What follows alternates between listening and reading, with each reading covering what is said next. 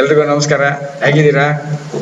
ಹಾ, ನಾವು last time meet ಮಾಡಿದಾಗ ಈ ಲೈಫ್ ಸ್ಕಿಲ್ ಬಗ್ಗೆ ಡಿಸ್ಕಸ್ ಮಾಡ್ತಾ ಇದ್ವಿ. ಲೈಫ್ ಸ್ಕಿಲ್ಸ್ ಅಂದರೆ ಏನು, ಎಷ್ಟಿದೆ, ಯಾವುದ್ಯಾವುದು ಅಂತೆಲ್ಲ ನಿಮಗೆ ನೆನಪಿರ್ಬೋದು. ಆದರೂ ಸುಮ್ಮನೆ ನೆನಪು ಮಾಡ್ಕೊಳ್ಳೋಕ್ಕೆ ಒಂದು ಎರಡು ಸ್ಲೈಡ್ ರಿಪೀಟ್ ಮಾಡ್ತೀನಿ. ಇಂಟ್ರೊಡಕ್ಷನ್ ಅಂತ ನಾನು ಹಿಂದೆ ಹೇಳಿದೆ, ಲೈಫ್ ಸ್ಕಿಲ್ಸ್ ಅನ್ನೋದನ್ನ ಡಿಫೈನ್ ಮಾಡೋದು ಭಾರಿ ಕಷ್ಟ. ಆದರೆ ಈ ವರ್ಲ್ಡ್ ಹೆಲ್ತ್ ಆರ್ಗನೈಸೇಷನ್ ಅವರು ಬಹಳ ಎಕ್ಸಾಸ್ಟಿವ್ ಡೆಫಿನೇಷನ್ ಕೊಟ್ಟಿದ್ದಾರೆ ಅಂತ ನೆನ್ಪಿಟ್ಟು ಇಲ್ಲಿ ನೋಡಿ ಎಷ್ಟು ಚೆನ್ನಾಗಿದೆ ಅದು ಅಲ್ವಾ. ಲೈಫ್ ಸ್ಕಿಲ್ಸ್ ಆರ್ ಎಬಿಲಿಟೀಸ್, ಅಂದರೆ ನಮ್ಮಲ್ಲಿ ಹೆಚ್ಚುವಂಥ ಸಾಮರ್ಥ್ಯ ಫಾರ್ ಅಡ್ಯಾಪ್ಟಿವ್, ಜೀವನದಲ್ಲಿ ಹೊಂದ್ಕೊಂಡು ಹೋಗೋದು, ಅದಕ್ಕೆ ಅಡ್ಜಸ್ಟ್ ಮಾಡ್ಕೊಂಡು ಹಿಂಗೆ ಹೋಗೋದು ಹೇಗೆ ಅಂತ. ನನಗೆ ಮೊನ್ನೆ ಯಾರೋ ನಮ್ಮ ಸ್ನೇಹಿತರು ಒಂದು ಭಾಳ ಒಳ್ಳೆ ಎಕ್ಸಾಂಪಲ್ ಹೇಳಿದ್ರು. ಈ ಅಡ್ಯಾಪ್ಟಿವ್ ಅನ್ನೋದಕ್ಕೆ ಏನು ಅಂದರೆ, ಈಗ ಗೊತ್ತಲ್ಲ ನಿಮಗೆ, ಕರಿ ದಪ್ಪು ಇರಬೇಕು. ಅದು ನೀವು ಅಬ್ಸರ್ವ್ ಮಾಡಿ ಮನೆಯಲ್ಲೆಲ್ಲಾದರೂ, ಅದು ಎಲ್ಲೆಲ್ಲ ಈ ಕಡೆ ನಮ್ಮ ಕಡೆ ಬರ್ತಾ ಇರತ್ತೆ ಏನೋ ಕೆಲಸಕ್ಕೆ. ನಾವು ಅದನ್ನ ಹಿಡ್ಕೊಂಡು ಹಿಂಗೆ ಹೊಡೆದು ಬಿಡ್ತೀವಿ. ಹಿಂಗೆ ಹೊಡೆದಾಗ ಅದು ಆ ಕಡೆನೇ ಹೋಗುತ್ತೆ. ಇಲ್ಲಿ ಹೇಗೆ ಬರ್ತಿತ್ತೋ ಅದೇ ಸ್ಪೀಡು ಅದೇ ಥರ ಇರೋಕ್ಕೆ ಅದು ಬೇಜಾರು ಮಾಡ್ಕೊಂಡಿರುತ್ತೋ ಅಲ್ವಾ, ಮನಸ್ಸು ಇದೆಯೋ ಇಲ್ವೋ ನಮ್ಗೆ ಗೊತ್ತಿಲ್ಲ. ಆದರೂ ಅದರ ಮೂಮೆಂಟಲ್ಲಿ ಏನೂ ತೊಂದರೆನೇ ಇಲ್ಲ. ಈ ಕಡೆ ಹೇಗೆ ಬರ್ತಿತ್ತೋ ಆ ಕಡೆನೂ ಹಂಗೆ ಹೊರಟಾಗುತ್ತೆ. ಅಲ್ಲಿ ಯಾರಾದರೂ ಒಬ್ಬರು ಹೊಡೆದ್ರೆ ಕೇರಂತರ ಅದು ಆ ಕಡೆ ಹೋಗುತ್ತೆ. ಜೀವನ ಹಂಗೆ ನಮ್ಗೆ ಯಾರ್ಯಾರು ಏನೋ ಮಾಡಬೇಕು ಅಂತ ಅಂದ್ಕೊಂಡಿರ್ತೀವಿ, ಅದಕ್ಕೆ ಇನ್ಯಾರೋ ಒಬ್ಬರು ಹೊಡಿತಾರೆ, ನಾವು ಅಲ್ಲೇ ಅಡ್ಜಸ್ಟ್ ಮಾಡ್ಕೊಂಡು ಹಿಂಗೆ ಹೋಗೋದು. ಮತ್ತೆ ಇನ್ಯಾರೋ ಹೊಡಿತಾರೆ, ಹಿಂಗೆ ಹೊಡ್ಕೊಂಡು. ಅಂದರೆ ನಾವು ಹೊಡಿತಾರೆ ಅಂತಂದರೆ ಹೊಡೆಸ್ಕೊಳ್ತಾ ಇರಬೇಕು ಅಂತಲ್ಲ ಅರ್ಥ, ಅದು ಮುಂದೆ ಬರುತ್ತೆ. ಆದರೆ ಅಡ್ಯಾಪ್ಟಿವ್ ಅನ್ನೋದನ್ನ ಆ ರೀತಿ ಮಾಡಬೇಕೆ ಹೊರತು ಹೀಗೆ ಇರಬೇಕು, ಹಾಗೆ ಇರಬೇಕು, ಹೀಗೆ ಇರಬೇಕು ಅಂತ ನಾವು ಚೂಸ್ ಮಾಡ್ಕೊಳಕ್ಕಾಗಲ್ಲ ಕೆಲವು ಸಲ. ಇದು ಅಡ್ಯಾಪ್ಟಿವ್ ಅಂತ. For adaptive and positive behaviour, ಅಂದರೆ ಜೀವನದಲ್ಲಿ ನಮ್ಮ ಬಿಹೇವಿಯರ್, ನಡವಳಿಕೆ ಹೆಂಗಿರ್ಬೇಕು ಅಂದರೆ ಪಾಸಿಟಿವ್ ಆಟಿಟ್ಯೂಡ್ ಬೇರೆ, ಪಾಸಿಟಿವ್ ಮನೋಭಾವದಿಂದ ಪಾಸಿಟಿವ್ ಬಿಹೇವಿಯರ್ ಬರುತ್ತೆ. ಮನಸ್ಸಿನಲ್ಲಿ ಯಾವ ರೀತಿ ಯೋಚನೆ ಮಾಡ್ತೀವೋ ಆ ರೀತಿ ಬಿಹೇವಿಯರ್ ದಟ್ ಎನೇಬಲ್ ಇಂಡಿವಿಜುವಲ್ಸ್. ಪ್ರಪಂಚದಲ್ಲಿ ಹೇಗೆ ಬರುತ್ತೆ ಈ ಎರಡು ಅಡ್ಯಾಪ್ಟಿವ್ ಅಂಡ್ ಪಾಸಿಟಿವ್ ಬಿಹೇವಿಯರು ನಮ್ಮ ಮನುಷ್ಯನ ನಮ್ಮನ್ನ ಮೇಲೆ ಕೇಳುತ್ತೆ. ಯಾವುದಕ್ಕೆ? ಟು ಡೀಲ್ ಎಫೆಕ್ಟಿವ್ಲಿ, ಡೀಲ್ ಅಂತ effectively with the day-to-day challenges, with the demands and challenges of everyday life. ನಿಮಗೆ ನೆನಪಿರ್ಬೋದು, 3 ಜಾಗಗಳಲ್ಲಿ ನಾವು ಬದುಕ್ತೀವಿ. ನಮ್ಮ ಬದುಕನ್ನು ಲೀಡ್ ಮಾಡೋದು ನಾವು 3 ಸಕಾರಗಳು. ಒಂದು ಸಂಸಾರ, ಇನ್ನೊಂದು ಸಂಸ್ಥೆ, ಮೂರನೇದು ಸಮಾಜ. ಸಂಸಾರ ಗಂಡ ಹೆಂಡತಿ, ಅಣ್ಣ ತಮ್ಮ, ಅಕ್ಕ ತಂಗಿ ಎಟ್ಸೆಟ್ರಾ. ಸಂಸ್ಥೆ ನಾವು ದುಡಿಯುವಂಥ ಜಾಗ, ನಮಗೆ ದುಡ್ಡು ಕೊಡುವಂಥ ಜಾಗ, ಅನ್ನ ಕೊಡುವಂಥ ಜಾಗ. ಮೂರನೇದು ಸಮಾಜ, ನಮ್ಮ ಸುತ್ತಮುತ್ತ.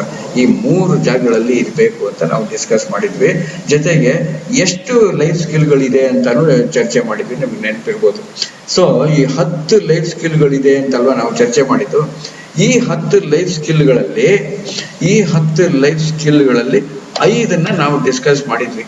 ಈ 10 ಯಾವುದು? Decision making, problem solving, creative thinking, critical thinking and effective communication. ಈ 5 ಡಿಸ್ಕಸ್ ಮಾಡಿದ್ವಿ. ಇನ್ನು 5 ಇವತ್ತು ಒಂದು ಸ್ವಲ್ಪ ಬ್ರೀಫ್ ಆಗಿ ಸ್ವಲ್ಪ ನೋಡ್ಬೋಣ. ಇನ್ನು 5 ಯಾವುದಪ್ಪ ಅಂದರೆ ಇಂಟರ್ಪರ್ಸನಲ್ ರಿಲೇಷನ್ಶಿಪ್. ಇಡೀ ಮನುಷ್ಯನೇ ರಿಲೇಷನ್ಶಿಪ್. ಇನ್ನು ಇಂಟರ್ಪರ್ಸನಲ್ ಅನ್ನೋದಕ್ಕೆ ಮುಂಚೆ ಇಂಟ್ರಾಪರ್ಸನಲ್ ಅಂತಾನೆ ಯೋಚನೆ ಮಾಡ್ಕೋಬೇಕು ನಾವು. ಅಂತರಂಗ ಶುದ್ಧಿ, ಬಹಿರಂಗ ಶುದ್ಧಿ ಅಂದಂಗೆ. ಇಂಟ್ರಾಪರ್ಸನಲ್, ನಮ್ಮ ಜೊತೆಯಲ್ಲಿ ನಾವು ಒಳ್ಳೆ ಸಂಬಂಧ ಇಟ್ಕೊಂಡ್ರೇನೆ ನಾವು ಇನ್ನೊಬ್ಬರ ಜೊತೆಲಿ ಸಂಬಂಧ ಇಟ್ಕೊಳ್ಳೋಕ್ಕೆ ಸಾಧ್ಯ. ಯಾಕೆಂದ್ರೆ ನಮ್ಮಲ್ಲೇ ಒಂದು ಮುಖ್ಯವಾಗಿ 3 ಇದೆ ನಮ್ಮಲ್ಲಿ: ದೇಹ, ಮನಸ್ಸು, ಬುದ್ಧಿ. ದೇಹ, ಮನಸ್ಸು, ಬುದ್ಧಿ ದೇವರು ನಮ್ಗೆ 3 ಕೊಟ್ಟು ಏನೇನು ಕೆಲಸ ಆಗಿವೆ, ಈ 3ಕ್ಕೂ 2 ಕೆಲಸ ಕೊಟ್ಟಿದ್ದಾನೆ. ದೇಹ ಅಂದ್ರೆ ಏನು? ಯಾವ ಡೂಸ್ ಅಂಡ್ ಡೋಂಟ್ಸ್, ಇದು ಬೇಕು, ಇದು ಬೇಡ, ಇದು ಚೆನ್ನಾಗಿದೆ, ಇದು ಚೆನ್ನಾಗಿಲ್ಲ. ಮನಸ್ಸು ಅದೇ ಥರ, ಇದು ನನಗಿಷ್ಟ, ಇದು ನನಗಿಷ್ಟ ಇಲ್ಲ.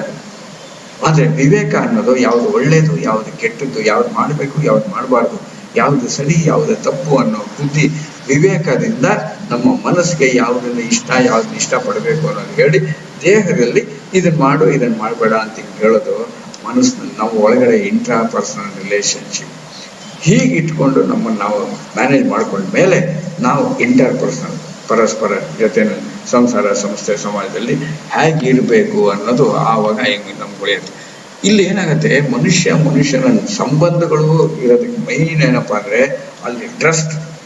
ಬಿಲೀಫ್ ಬೇರೆ, ಟ್ರಸ್ಟ್ ಬೇರೆ. ಬಿಲೀಫ್ ಅಂದರೆ ಓಕೆ ಅದಿದ್ದಾನೆ, ದೇವರಿದ್ದಾನೆ ಅಂತ ನಾವು ಬಿಲೀಫ್ ನಂಬ್ತೀವಿ. ಬಟ್ ಟ್ರಸ್ಟ್, ದೇವರ ಮೇಲೆ ಟ್ರಸ್ಟ್.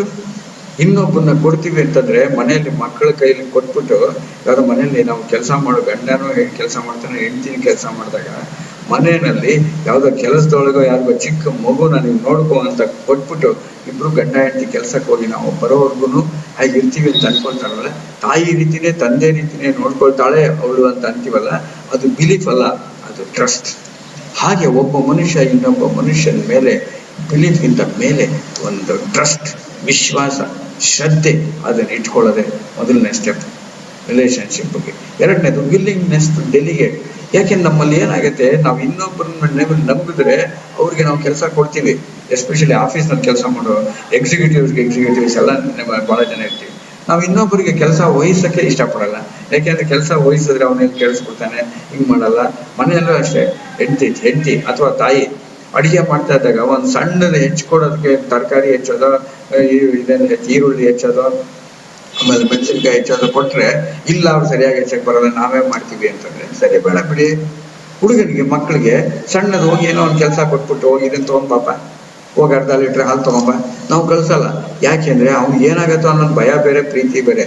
ಬಟ್ ಡೆಲಿಗೇಟ್, ಇನ್ನೊಬ್ಬರಿಗೆ ಡೆಲಿಗೇಟ್ ಮಾಡಿ ಅವ್ರಿಗೆ ರೆಸ್ಪಾನ್ಸಿಬಿಲಿಟಿ ಕೊಟ್ರೆ ತಾನೆ ಎಂಪವರ್ಮೆಂಟ್ ಅಂತ ನಾವು ಅಂತ ಇರ್ತೀವಲ್ಲ. ಎಂಪವರ್ಮೆಂಟ್ ಅಂದ್ರೇನು? ಇನ್ನೊಬ್ಬರಿಗೆ ಪವರ್ ಕೊಟ್ಬಿಟ್ಟು okay you do it. Management ಬಗ್ಗೆ ನಿಮ್ಮಲ್ಲಿ ಬಹಳ ಜನಕ್ಕೆ ಆಸಕ್ತಿ ಇರ್ಬೋದು. ಎಂಟೈರ್ ಮ್ಯಾನೇಜ್ಮೆಂಟ್, ಅದು ಯಾವುದೇ ಮ್ಯಾನೇಜ್ಮೆಂಟ್ ತಗೊಳ್ಳಿ, ಪ್ರಪಂಚದಲ್ಲಿ ಇರೋ ಎಲ್ಲಾ ಭಾಷೆಗಳಲ್ಲೂ ಈ ಮ್ಯಾನೇಜ್ಮೆಂಟ್ ಬಗ್ಗೆ ರಾಶಿ ರಾಶಿ ರಾಶಿ ರಾಶಿ ಪುಸ್ತಕಗಳು ಬರೆದು ಬಿಸಾಕಿದ್ದಾರೆ. ಎಂಟೈರ್ ಮ್ಯಾನೇಜ್ಮೆಂಟ್ನ ಎರಡೇ ವರ್ಡ್ ಅಲ್ಲಿ ಸಮ್ಮರೈಸ್ ಮಾಡುವುದು. Entire management can be summarised into just 2 words. ಏನಂದ್ರೆ ಡೆಲಿಗೇಟ್ ಅಂಡ್ ಸೂಪರ್ವೈಸ್. ಇಷ್ಟೇ.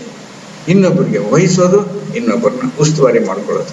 ರಿಲೇಶನ್ಶಿಪ್ ಚೆನ್ನಾಗಾಗುತ್ತೆ. ಮೂರನೇದು ಶೇರ್ಡ್ ಡಿಸಿಷನ್ಸ್. ಡಿಸಿಷನ್ ತಗೊಳ್ಳೋದ್ರ ಬಗ್ಗೆ ನಾವು ಫಸ್ಟ್ ಅದೇ ಡಿಸ್ಕಸ್ ಮಾಡಿದ್ವಿ. ಡಿಸಿಷನ್ಗಳನ್ನ ನಾನೇ ತಗೊಂಡು ಇನ್ನೊಬ್ರು ಫಾಲೋ ಮಾಡಿರ್ತೀವೋ ಬದಲು, ಅಥವಾ ಇನ್ನೊಬ್ರು ತಗೊಂಡಿದ್ದ ಡಿಸಿಷನ್ ನಾನು ಸುಮ್ಮನೆ ಬ್ಲೈಂಡ್ ಆಗಿ ಫಾಲೋ ಮಾಡೋ ಬದಲು ಡಿಸಿಷನ್ಗಳು ತಗೋಣ. ಅವ್ರ ಡಿಸಿಷನ್ ನಾನು ಇಂಪ್ಲಿಮೆಂಟ್ ಮಾಡ್ತೀನಿ, ನನ್ನ ಇಂಪ್ಲಿಮೆಂಟ್ ಮಾಡ್ತಾರೆ ಅಂತಂದ್ರೆ ಬಹಳ ರಿಲೇಶನ್ಶಿಪ್ ಚೆನ್ನಾಗಾಗುತ್ತಲ್ಲ. ನಾನು ತಗೊಂಡಿರೋ ತೀರ್ಮಾನ ಇನ್ನೊಬ್ರು ಯಾರಾದ್ರೂ ಅದ್ರ ಪ್ರಕಾರ ನಡ್ಕೊಂಡ್ರೆ ನನ್ನ ಅವರ ರಿಲೇಶನ್ಶಿಪ್ ಚೆನ್ನಾಗಾಗುತ್ತೆ. ಹಾಗೆ ಅವ್ರು ಏನೋ ನನಗೆ ಕೊಟ್ಟಿರೋ ಕೆಲಸನ ನಾನು ಶಿರಸ ವಹಿಸಿ ಮಾಡಿದಾಗ ನಮ್ಮಿಬ್ಬರು ರಿಲೇಶನ್ಶಿಪ್ ಚೆನ್ನಾಗಾಗುತ್ತೆ. ಇದು. ಆಮೇಲೆ ಫೀಲಿಂಗ್ ವ್ಯಾಲ್ಯೂಡ್. ಮನುಷ್ಯನಿಗೆ ಬೇಕಾಗಿರುವಂಥದ್ದು ಏನಪ್ಪ ಅಂದ್ರೆ, ನಾನು ಒಬ್ಬ ಮನುಷ್ಯ ಅಂತ ರೆಕಗ್ನೈಸ್ ಮಾಡ್ತಾರಲ್ಲ ಇನ್ನೊಬ್ರು ರೆಕಗ್ನೈಸ್ ಮಾಡೋದೇನು ಪ್ರಪಂಚದ ಮನುಷ್ಯನಿಗೆ ಬೇಕಾಗಿರೋದು. ಹಾಗೆ ನಾವು ಇನ್ನೊಬ್ಬರನ್ನ ರೆಕಗ್ನೈಸ್ ಮಾಡಿದ್ರೆ ರಿಲೇಶನ್ಶಿಪ್ ಚೆನ್ನಾಗಾಗುತ್ತೆ. Sense of involvement. ನಾವು ಯಾವುದೇ ಕೆಲಸ ಮಾಡಿದ್ರು ಕಾಟಾಚಾರಕ್ಕೆ ಮಾಡೋದಲ್ಲದೆ ನಿಜವಾದ ಆಸಕ್ತಿಯಿಂದ ಮಾಡಬೇಕು. ಕಷ್ಟಪಟ್ಟು ಕೆಲಸ ಮಾಡಬಾರ್ದು, ಇಷ್ಟಪಟ್ಟು ಕೆಲಸ ಮಾಡಬೇಕು ಅಂತ ಹೇಳೋದು ಈ ಹಂತದಲ್ಲಿ ರಿಲೇಶನ್ಶಿಪ್ನಲ್ಲಿ. ನೋಡಿ, ನಿಮ್ಗೊಂದು 2-3 ಚಿತ್ರ ತೋರಿಸ್ತೀನಿ. ನಿಮ್ಗೆ ಏನ್ ಅನ್ನಿಸ್ಬೋದು ಇದನ್ನ ನೋಡಿದ್ರೆ ನಿಮ್ಗೆ ಅನ್ನಿಸ್ಬೋದು ಈ 3 ಜನ ಯಾರು ಅಂತ. ಇಲ್ಲಿ ಕೂತಿರೋಂಥವನು ಮೊದಲನೇ ವ್ಯಕ್ತಿ ಇದಾನಲ್ಲ, ಇವನು ಒತ್ತಾ ಕೂತಿರೋನು, ಇವನ್ ಯಾರೋ ಸಂಬಂಧನೇ ಇಲ್ಲದೆ ಇರೋನು ಅಂತ ಅನ್ಬೋದು. ಓಕೆ, ಇರ್ಲಿ, ಅವ್ನು ಯಾರೋ ಬಂದ, ಅವ್ನ ಪಾಡಿಗೆ ಅವನು ಜಾಗ ಇಲ್ಲ ಅಂತ ಬೆಂಚ್ ಮೇಲೆ ಸ್ಟೂಲ್ ಮೇಲೆ ಎಲ್ಲ ಕೂತ್ಕೊಂಡು ಓದ್ತಾನೆ. ಆದ್ರೆ ಇವರಿಬ್ರು ಇದಾರಲ್ಲ, ಇವರಿಬ್ರಿಗೂ ಆ 3ನೇವನಿಗೆ ಸಂಬಂಧ ಇಲ್ಲದೆ ಇರ್ಬೋದು, ಬಟ್ ಈ ಇವರಿಬ್ರಿಗೂ ಸಂಬಂಧ ಇದೆ. ಇವರಿಬ್ರು ಸಂಬಂಧ ಗಂಡ ಹೆಂಡತಿ ಇರ್ಬೋದು, ಅಣ್ಣ ತಂಗಿ ಇರ್ಬೋದು, ಬಾಸ್ ಸಬಾರ್ಡಿನೇಟ್ ಇರ್ಬೋದು, ಯಾರೇ ಇರ್ಬೋದು. ಆದ್ರೆ ರಿಲೇಶನ್ಶಿಪ್ ಸ್ವಲ್ಪ ಸ್ಟ್ರೈನ್ ಆಗಿದೆ. ಹಾಗಾಗಿ ಜೊತೆಲಿದ್ರೂ ದೂರ ಇದ್ದಾರೆ. ಒಟ್ಟಿಗೆ ಇದ್ದು ದೂರ ನಿಲ್ಲುವೆವು ನಮ್ಮ ಅಹಮ್ಮಿನ ಕೋಟೆಯಲ್ಲಿ ಅಂತ ಹೇಳಲ್ವ. ಹತ್ತಿರ ಬಿದ್ದು ದೂರ ನಿಲ್ಲುವೆವು ನಮ್ಮ ಅಹಮ್ಮಿನ ಕೋಟೆಯಲ್ಲಿ. ಇವರಿಬ್ರು ಅವ್ರ ಪಾಡಿಗೆ ಅವ್ರು ಬರ್ತಾರೆ, ಕೂತ್ಕೊಳ್ತಾರೆ, ಇಬ್ಬರು ಚಾಟ್ ಮಾಡೋದು. ಎಷ್ಟೋ ಮನೆಗಳಲ್ಲಿ, ಎಷ್ಟೋ ಆಫೀಸ್ಗಳಲ್ಲಿ, ಎಷ್ಟೋ ಒಂದೇ ಸ್ಟ್ರೀಟ್ಗಳಲ್ಲಿ ಇಲ್ಲಿ ಆಗ್ತಾ ಇರುತ್ತೆ. ಏನಾಗ್ತಾ ಇರುತ್ತೆ ಅಂದ್ರೆ, ಒಟ್ಟಿಗೆನೇ ಇರ್ತೀವಿ, ಆದ್ರೆ ಹೃದಯದಲ್ಲಿ ದೂರ ಹಿಂಗಾಗ್ತಾ ಇರುತ್ತೆ. ಸೊ ಇದು ರಿಲೇಶನ್ಶಿಪ್ ಸರಿಯಾಗಿ ಇಲ್ಲದೆ ಇರೋದು. ಆದ್ರೆ ರಿಲೇಶನ್ಶಿಪ್ ಮನುಷ್ಯನಲ್ಲೇ ಇರ್ಬೇಕಾ. ಸಾಮಾನ್ಯ ನೀವು ಗಮನಿಸಿ, ನಾಯಿ ಜೊತೆಲಿ, ಹಸು ಜೊತೆಲಿ, ಬೆಕ್ಕಿನ ಜೊತೆಲಿ ಮನುಷ್ಯ ಯಾವ ರೀತಿ ವ್ಯವಹಾರ ಮಾಡ್ತಾನೆ ಅದು ನಮ್ಗೆ ಅರ್ಥ ಆಗತ್ತೆ. ನಾಯಿ ಸತ್ತೋದಾಗ ಮನುಷ್ಯ ದುಃಖ ಪಡ್ತಾನೆ, ಯಜಮಾನ ಸತ್ತೋದಾಗ ನಾಯಿ ಅಳ್ತಾ ಇರೋದು ಎಷ್ಟೋ ನೋಡಿದ್ವಲ್ಲ. ಪ್ರಾಣಿಗಳ ಜೊತೆ ರಿಲೇಶನ್ಶಿಪ್ ಇಟ್ಕೊಂಡಿರೋಕ್ಕೆ ಕೆಪಾಸಿಟಿ ಇರೋ ನಾವು ಮನುಷ್ಯರ ಜೊತೆಲಿ ಯಾಕೆ ಇಟ್ಕೊಳಲ್ಲ? ಇಲ್ಲಿ ನೋಡಿ, ಒಂದು ಸಣ್ಣ ಚಿತ್ರ. ಇದನ್ನ ನೋಡಿದ್ರ, ಇಲ್ಲಿ ಯಾವುದೋ ಒಂದು ಊರಾಚೆ ದೇಶದ ಮೂಲೆಯಲ್ಲಿ ಬಾರ್ಡರ್ ಅಲ್ಲಿ ಇರುವಂತ ಒಬ್ಬ ಸೈನಿಕ, ಅವನಿಗೆ ತನ್ನ ಊರಿಂದ ಒಂದು ಲೆಟರ್ ಬಂದಿದೆ. ಆ ಲೆಟರ್ ನಲ್ಲಿ ಇರೋ ಭಾವ ಇವನ ಮನಸ್ಸಿನಲ್ಲಿ ಆಗ್ತಾ ಇದೆ. ಆದ್ರೆ ಆ ನಾಯಿಗೆ ಆ ಭಾಷೆ ಗೊತ್ತಿಲ್ಲ, ಓದಕ್ ಬರಲ್ಲ, ಮಾತಾಡೋ ಮೆಸೇಜ್ ಏನಿಲ್ಲ. ಆದ್ರೆ ಅಲ್ಲಿ ಆತ್ಮೀಯತೆ ಹೆಂಗ್ ಬೆಳೆದಿದೆ ನೋಡಿ. ಇದು ನಮ್ಮ ಸಾಮಾನ್ಯ ಬೇಕಾಗಿರೋದು. ಅದ್ರೊಳಗೂ ಗಂಡ ಹೆಂಡತಿ ರಿಲೇಶನ್ಶಿಪ್. ನಮ್ಮ ಸ್ನೇಹಿತರು ಮೊನ್ನೆ ಒಬ್ರು ಹೇಳ್ತಾ ಇದ್ರು, ಗಂಡ ಹೆಂಡತಿ ಜಗಳ ಆಡಬೇಕು ಆಡಬಾರ್ದು ಅಂತ. ಗಂಡ ಹೆಂಡತಿ ಜಗಳ ಆಡ್ಬೋದಂತೆ, ಆದರೆ ತಂದೆ ತಾಯಿ ಜಗಳ ಆಡ್ಬಾರ್ದು. ಡಿಫ್ರೆನ್ಸ್ ಏನು? ಗಂಡ ಹೆಂಡತಿ ಜಗಳ ಆಡಿದ್ರೆ ಗಂಡ ಹೆಂಡತಿ ಜಗಳ ಉಂಟು ಮಲಗೋ ತನಕ ಆಗೋಯ್ತದು. ಆದರೆ ತಂದೆ ತಾಯಿ ಜಗಳ ಆಡಬಾರ್ದು ಅಂದ್ರೆ ಅದರ ಪರಿಣಾಮ ಮಕ್ಕಳ ಮೇಲಾಗತ್ತೆ, ಇನ್ಯಾರ ಅವ್ರ ತಂದೆ ತಾಯಿ ಮೇಲೆ, ಸೀನಿಯರ್ಸ್ ಮೇಲೆ ಆಗತ್ತೆ ಅನ್ನೋ ಕಾರಣಕ್ಕೋಸ್ಕರ ರಿಲೇಶನ್ಶಿಪ್. ನೋಡಿ, ಗಂಡ ಹೆಂಡತಿ ತಗೊಂಡ್ರೆ ಯಾತಕ್ಕೆ ಡಿಫ್ರೆನ್ಸ್ ಆಫ್ ಒಪಿನಿಯನ್ ಪ್ರಪಂಚದಲ್ಲಿ ಇದ್ದೇ ಇರುತ್ತೆ. ಎರಡು ಗಂಡು ಹೆಣ್ಣು, ಅದೇ ಬೇರೆ ಅವನೇ ಬೇರೆ ಇವನೇ ಬೇರೆ. ಇಂಗ್ಲಿಷ್ನಲ್ಲಿ ಒಂದು ಬುಕ್ ಇದೆ, ನಿಮ್ಮಲ್ಲಿ ಬಹಳ ಜನ ಓದಿರ್ಬೋದು, men are from Mars, women are from Venus ಅಂತ. ಬೇರೆ ಬೇರೆ ಗ್ರಹಗಳಿಂದ ಬಂದು ಒಟ್ಟಿಗೆ ಸಂಸಾರ ಮಾಡ್ತಾರೆ, ಬೇರೆ ಬೇರೆ ವಾತಾವರಣಗಳಿಂದ.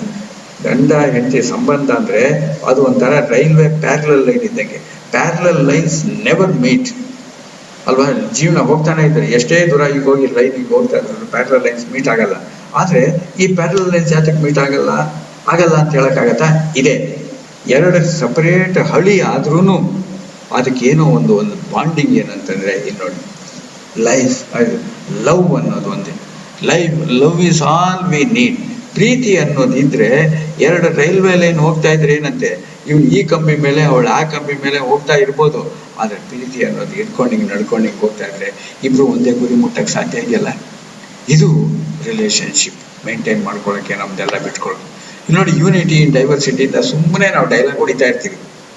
ಯಾತಕ್ಕೆ ಯೂನಿಟಿ ಇನ್ ಡೈವರ್ಸಿಟಿ ಬರಲ್ಲ ಅಂತಂದ್ರೆ, ಇಷ್ಟು ಜನ ಇಂಡಿವಿಜುವಲ್ಸ್ ಇದ್ದಾರೆ, ಒಬ್ಬೊಬ್ರು ಒಂದೊಂದು ರೀತಿ, ಆದ್ರೆ ಒಬ್ಬೊಬ್ರು ಇರುವಂತ ಮಧ್ಯದಲ್ಲಿರುವಂತ ಹೃದಯ ಅನ್ನೋ ಚಿತ್ರ ನೀವು ನೋಡ್ಬೇಕು. ಯಾವಾಗ ಯೂನಿಟಿ ಇನ್ ಡೈವರ್ಸಿಟಿ ಆಗತ್ತೆ ಅಂದ್ರೆ ಅಲ್ಲಿ ಹೃದಯ ಅನ್ನೋದು, ಆ ಪ್ರೀತಿ ಅನ್ನೋದು ಇದ್ದಾಗ ಅವನು ಬೇರೆ ನಾನು ಬೇರೆ ಅನ್ನೋ ಫೀಲಿಂಗ್ ಬರಕ್ ಸಾಧ್ಯ ಇಲ್ಲ. ಯೂನಿಟಿ ಇನ್ ಡೈವರ್ಸಿಟಿ ಆಗಕ್ಕೆ ಸಾಧ್ಯ ಇದೆ. ಜೊತೆಗೆ ಒಬ್ಬೊಬ್ರು ಒಂದೊಂದು ರೀತಿ ಜಮ್ಮು. ನಾನು ಒಂದು ರೀತಿಲಿ ಗ್ರೇಟ್ ಅಂದ್ರೆ ನೀವು ಇನ್ನೊಂದು ರೀತಿಲಿ ಗ್ರೇಟು, ನಿಮ್ ಪಕ್ಕದಲ್ಲಿ ಕೂತ್ಕೊಂಡಿರೋರು ಇನ್ನೊಂದು ರೀತಿಲಿ ಗ್ರೇಟು. ಒಬ್ಬೊಬ್ರು ಒಂದೊಂದು ರೀತಿ ಗ್ರೇಟು. ಒಂದೇ ರೀತಿಯಲ್ಲಿ ಎಲ್ಲರೂ ಆಗ್ಬೇಕು ಅಂತೇನಿಲ್ಲ. ಸೊ ಬೇರೆ ಬೇರೆ ಇರುತ್ತೆ. ಯೂನಿಟಿ ಇನ್ ಡೈವರ್ಸಿಟಿ ಆಗಕ್ಕೆ ಸಾಧ್ಯ ಇದೆ. ಹಾಗೆ ಸಾಧ್ಯ ಏನಪ್ಪಾ ಅಂತಂದ್ರೆ ನಮ್ಮೆಲ್ಲರ ಗುರಿ ಒಂದೇ ಆದಾಗ, ಟುಗೆದರ್ ವಿ ಗ್ರೋ. ನಾವು ಒಟ್ಟಿಗೆ ಇದ್ದಾಗ್ಲೇನೆ ನಾವು ಬೆಳೆಯೋದು. Together we grow, team building ಅಂತ ಹಿಂಗೆ ಹೇಳಲ್ವಾ? ಸಾಮಾನ್ಯ ಟೀಮ್, ಯಾವುದೇ ಒಂದು ಈ ಮೂರು ಸಕಾರಗಳು ಟೀಮೇ. ಸಂಸಾರ ಅನ್ನೋದು ಒಂದು ಟೀಮ್, ಅದೇ ಸಂಸ್ಥೆ ಅನ್ನೋದಂತೂ ಟೀಮು, ಸಮಾಜ ಕೂಡ ಒಂದು ಟೀಮು. Together we grow. ಈ ಟೀಮ್ ಅನ್ನೋ ಪದ ನೋಡಿ ಎಷ್ಟು ಚೆನ್ನಾಗಿದೆ, TEAM, together every one achieves more. ಇದು ಒಟ್ಟಿಗೆ ಇದ್ದಾಗ, ಒಟ್ಟಿಗೆ ಇರೋದು. ಮನೆಯಲ್ಲಿ ಏನಾದ್ರು ಒಂದು ಕೆಲಸ, ಮನೆ ಅಥವಾ ಆರ್ಗನೈಸೇಷನ್ ಅಥವಾ ಒಂದು ಸಮಾಜ ಏನಾದ್ರು ಒಂದು ಒಳ್ಳೆ ಕೆಲಸ ಆದ್ರೆ ಯಾರಿಂದ ಆಯ್ತು? ಯಾರೋ ಒಬ್ಬರಿಂದ ಅಲ್ಲ, total efforts of all members, team. ಅದು ಟುಗೆದರ್ ವಿ ಗ್ರೋ. ಅದು ರಿಲೇಶನ್ಶಿಪ್ ಆಗಕ್ಕೆ ಸಾಧ್ಯ. ನೀವು ಒಂದು ಸಣ್ಣ ಫಾರ್ಮುಲಾ ಯಾರೋ ಕೊಟ್ಟಿದ್ದಾರೆ, ರಿಲೇಶನ್ಶಿಪ್ ಝೆನ್ ಅಂತ. ಇದರಲ್ಲಿ ದಯವಿಟ್ಟು ನೀವು ಮೊದಲನೇದನ್ನ ದಯವಿಟ್ಟು ಗಮನಿಸ್ಬೇಕು. ಮೊದಲನೇದು ಇಲ್ಲಿ ನಾನು ಕೈ ತೋರಿಸ್ತಾ ಇದ್ದೀನಿ. People you like. ನಾವು ಜನಗಳನ್ನ, ಎಷ್ಟೋ ಜನರನ್ನ ನಾವು ಇಷ್ಟಪಡ್ತೀವಿ, but people who don't like you. But ಅವ್ರು ನಮ್ಮನ್ನು ಇಷ್ಟಪಡಲ್ಲ. ಏನ್ ಮಾಡ್ಬೇಕು ಅವಾಗ? ನಮಗೆ ಅವ್ರು ಇಷ್ಟ, ಅವ್ರಿಗೆ ನಾನು ಇಷ್ಟ ಇಲ್ಲ. ಅವಾಗ ಏನ್ ಮಾಡ್ಬೇಕು? ಅಕ್ಸೆಪ್ಟ್ ಮಾಡ್ಕೊಳ್ಳಿ. ಇನ್ನೇನ್ ಮಾಡೋಕ್ಕಾಗತ್ತೆ? ಎಸ್, ನಾನು ಫೋರ್ಸ್ ಮಾಡೋಕ್ಕಾಗಲ್ಲ. ಅವ್ರು ನನ್ನನ್ನು ಪ್ರೀತಿಸ್ಲೇಬೇಕು, ಅವ್ರು ನನ್ನ ಇಷ್ಟಪಡಲೇಬೇಕು, ಅವ್ರು ನನ್ನ ಜೊತೆಲಿ ಹೊಂದ್ಕೊಳ್ಳೇಬೇಕು ಅಂತ ಇಷ್ಟಪಡಲ್ಲ. ಇರೋ ವಿಷಯ ರಿಲೇಶನ್ಶಿಪ್ನಲ್ಲಿ ಅದೇ ಥರ ಎಷ್ಟೋ ಇದ್ದೇ ಇದೆ. ಎರಡನೇ ತಗೊಳ್ಳಿ, people who don't like you. People who don't like you, ನಿಮ್ಮನ್ನು ಯಾರು ಇಷ್ಟಪಡಲ್ಲ. People you also don't like. ನನಗೆ ಅವ್ರನ್ನ ಕಂಡ್ರೆ ಆಗಲ್ಲ, ಅವ್ರಿಗೆ ನಮ್ಮನ್ನು ಕಂಡ್ರೆ ಆಗಲ್ಲ. ಯಾಕೆ ಅವ್ರ ಜೊತೆನೆಲ್ಲ ಹೇಗ್ಬೇಕು? ಅವಾಯ್ಡ್ ಮಾಡಿಬಿಡಿ, ಅವಾಯ್ಡು ಬಿಟ್ಬಿಡೋಣ. ಅವ್ರ ಸಹವಾಸನೇ ಬೇಡ. ದುಷ್ಟರನಿಂದ ದೂರ ಇರು. ನಮಗೆ ಅವ್ರು ದುಷ್ಟರು, ಅವರಿಗೆ ನಾವು ದುಷ್ಟರು. ದುಷ್ಟರು ಸೇರ್ಕೊಂಡು ರಿಲೇಶನ್ಶಿಪ್ನಲ್ಲಿ ಮ್ಯಾಥಮೆಟಿಕ್ಸ್ ಪ್ರಿನ್ಸಿಪಲ್ ವರ್ಕ್ ಆಗಲ್ಲ. ಪ್ಲಸ್ ಇಂಟು ಪ್ಲಸ್ಸೇ ಓಕೆ. ಮ್ಯಾಥಮೆಟಿಕ್ಸ್ ಅಲ್ಲಿ ಇದ್ದಂಗೆ ರಿಲೇಶನ್ಶಿಪ್ನಲ್ಲಿ ನಾನು ಒಳ್ಳೆಯವನು, ನೀವು ಒಳ್ಳೆಯವರು, ನಮ್ಮಿಬ್ಬರು ರಿಲೇಶನ್ಶಿಪ್ ಚೆನ್ನಾಗಿದೆ. ಬಟ್ ನಾನು plus into minus is never minus. ಹೇಳಕ್ಕಾಗಲ್ಲ. ನಾನು ಒಳ್ಳೆಯವನು, ನೀವು ಸರಿ ಇಲ್ಲ, ನಾನು ಸರಿ ಇದ್ದೀನಿ, ನೀವು ಸರಿ ಇಲ್ಲ. ಮೈನಸ್ ಯಾಕಾಗಬೇಕು? ನೀವು ಬದಲಾಗ್ಬೋದಲ್ಲ ಅಲ್ವಾ? ನನ್ನ ಮಾತು ಕೇಳ್ಕೊಂಡು ಒಳ್ಳೇದೇನಾದ್ರು ಹೇಳಿದ್ರೆ ನೀವು ಹೌದು ನಾನು ಅನ್ಕೊಂಡಿದ್ದು ಅಂತ. ಸೊ ಬದಲಾವಣೆ, ನೀವು ನಿಮ್ಮಿಂದ ಬದಲಾವಣೆ ಆದರೆ plus into minus can be plus ರಿಲೇಶನ್ಶಿಪ್ನಲ್ಲಿ. ಇಲ್ಲ ನೀನು ನನ್ನ ಮಾತು ಕೇಳಿ ನೀವೇನು ಹೇಳೋದು ಅಂತ ನೀವು ಹಂಗೆ ಕೂತ್ಕೊಂಡ್ರೆ ಮೈನಸ್ ಆಗ್ಬೋದು. Plus into minus, either plus or minus in relationship. Similarly minus into plus, ನಾನು ಸರಿ ಇಲ್ಲ, ನೀವು ಭಾಳ ಗ್ರೇಟು, ನಿಮ್ಮಿಂದ ನಾನು ವಿಷಯ ತಿಳ್ಕೊಂಡು ನಾನು ಉದ್ಧಾರ ಆಗ್ಬೋದು. ಆವಾಗ minus into plus can be plus. ಇಲ್ಲ ನನಗೆ ಅಂತ ಅಹಂಕಾರದಿಂದ ನಾನು ಹಂಗೆ ಹೋದರೆ minus into plus can be minus. So minus into plus can be either plus or minus as far relationship is concern. ಆದರೆ ನಾಲ್ಕನೇದೇ danger. Minus into minus is never plus ರಿಲೇಶನ್ಶಿಪ್ನಲ್ಲಿ. ನಾನು ಸರಿ ಇಲ್ಲ, ನೀವು ಸರಿ ಇಲ್ಲ. ಹೆಂಗಾಗುತ್ತೆ? ನಾವಿಬ್ರು ಜಗಳ ಆಡ್ಕೊಂಡು ಇದನ್ನು ಹೊಡೆದಾಕ್ತೀವಿ, ಅದನ್ನು ಹೊಡೆದಾಕ್ತೀವಿ, ಅದನ್ನು ಹೊಡೆದಾಕ್ತೀವಿ. ಇಬ್ರು ಸೇರಿ ಮೂರನೇ ಅವನಿಗೆ ಲಾಭ ಅಲ್ಲ ಲಾತ ಕೊಡ್ತೀವಿ. ಇಬ್ಬರು ಜಗಳ, ಮೂರನೇ ಅವನಿಗೂ ಲಾತ. ಸೊ ಇಬ್ಬರಿಗೂ ಜಗಳ. Minus into minus is double minus ರಿಲೇಶನ್ಶಿಪ್ನಲ್ಲಿ. People who don't like you, people you don't like. ಯಾಕೆ ಅವ್ರ ಜೊತೆನಲ್ಲಿ ಇರಲೇಬೇಕು ಅನ್ನೋ ಆಟ. ದೂರ ಹೋಗ್ಬೇಡ. ಅದನ್ನೇ ದುಷ್ಟರಿಂದ ದೂರ ಇರುವಂಥ ಕಾರ್ಯ ಮಾಡಿರೋದು. ಕೊನೆಯಲ್ಲಿ people you don't like and people who like you. People who like you, but ನಮಗೆ ಅವ್ರನ್ನ ಕಂಡ್ರೆ ಇಷ್ಟ ಆಗಲ್ಲ. ಸುಮ್ಮನೆ ಯಾವಾಗ ನೋಡಿದ್ರು ಬರ್ತಾ ಇರ್ತಾನೆ, ಬರ್ತಾ ಇದ್ದಾರೆ, ಪಾಪ ಅವ್ರು ಇಷ್ಟಪಡ್ತಾ ಇದ್ದಾರೆ, ರೆಸ್ಪೆಕ್ಟ್ ಮಾಡಿ. ಅವ್ರಿಗೇನೋ ನಮ್ಮಿಂದ ಒಳ್ಳೆ ಗುಣ ಕಾಣಿಸಿದೆ ಅಂತ ಕಾಣುತ್ತೆ, ಅದನ್ನ ಅಕ್ಸೆಪ್ಟ್ ಮಾಡ್ಕೊಳ್ಳೋಣ, ರೆಸ್ಪೆಕ್ಟ್ ಮಾಡ್ಕೊಳ್ಳೋಣ. ನಮಗೆ ಅವ್ರು ಇಷ್ಟ ಇಲ್ಲ ಅಂತ ಅನ್ನೋದಕ್ಕಿಂತ ಅವ್ನು ನಮ್ಮನ್ನು ಇಷ್ಟಪಡ್ತಾ ಇರಲ್ಲ. ಕೊನೆಯಲ್ಲಿ people who like you and people you like. ನಮಗೂ ನಿಮ್ಮನ್ನು ಕಂಡ್ರೆ ಇಷ್ಟ, ನಿಮಗೂ ನನ್ನನ್ನು ಕಂಡ್ರೆ ಇಷ್ಟ. ನಮ್ಮಿಬ್ಬರು ಸಂಬಂಧ ಗಟ್ಟಿಯಾಗಿರೋದು ಸಾಧ್ಯ. ಈ ರೀತಿ ರಿಲೇಶನ್ಶಿಪ್ ನಾವು ಇಟ್ಕೊಳ್ಳೋಕ್ಕೆ ಸಾಧ್ಯ. ಇಟ್ಕೊಂಡ್ರೆ ಒಳ್ಳೇದು. ಇದೊಂದು ಲೈಫ್ ಸ್ಕಿಲ್ ರಿಲೇಶನ್ಶಿಪ್ ಬಗ್ಗೆ. ಆದರೆ ಹೀಗಾಗಬೇಕಾದ್ರೆ ನಾನು ಏನು ಅಂತ ನಮಗೆ ಗೊತ್ತಿರ್ಬೇಕಲ್ಲ. Self awareness. ನನಗೆ ಮೊನ್ನೆ ಯಾರೋ ಒಬ್ರು ಮೆಸೇಜ್ ಕಳಿಸಿದ್ರು. ಪ್ರಪಂಚದೊಳಗೆ ಇನ್ನೊಬ್ಬರನ್ನ ಇವ್ರನ್ನ ಅರ್ಥ ಮಾಡ್ಕೊಳಕ್ಕೆ ಆಗಲ್ಲ, ಅವ್ರನ್ನ ಅರ್ಥ ಮಾಡ್ಕೊಳಕ್ಕೆ ಆಗಲ್ಲ, ಅವ್ರು ನಮ್ಮನ್ನ ಅರ್ಥ ಮಾಡ್ಕೊಳ್ತಾನೆ ಇಲ್ಲ.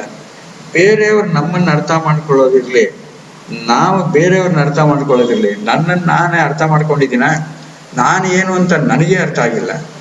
ನಾವು ಬೇರೆಯವ್ರನ್ನ ಹೆಂಗೆ ಅರ್ಥ ಮಾಡ್ಕೊಂಡಿದ್ದೀವಿ ಅಥವಾ ಅರ್ಥ ಮಾಡ್ಕೊಂಡಿಲ್ಲ ಅವರು ಅಂತ ಹೆಂಗೆ ಹೇಳೋಕ್ಕಾಗತ್ತೆ?